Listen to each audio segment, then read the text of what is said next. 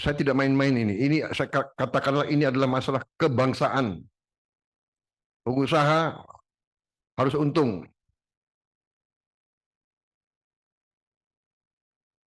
Tapi tidak bisa untung seenaknya.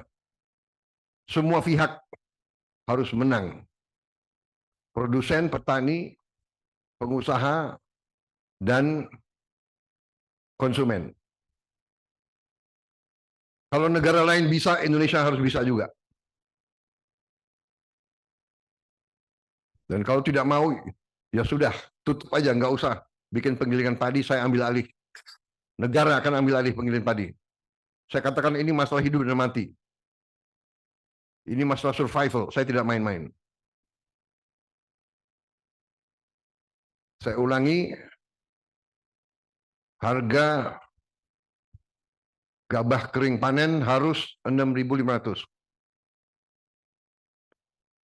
Para menteri, para pembantu saya, para staf, para ahli segera merumuskan langkah-langkah yang harus diambil. Saya katakan, saya belajar dari beberapa negara, mereka bisa. Kita tidak mau bahwa kita pakai sistem-sistem kapitalis bebas. Prinsip pasar iya, tapi tidak boleh seenaknya. Saya kira itu pengarahan dari saya.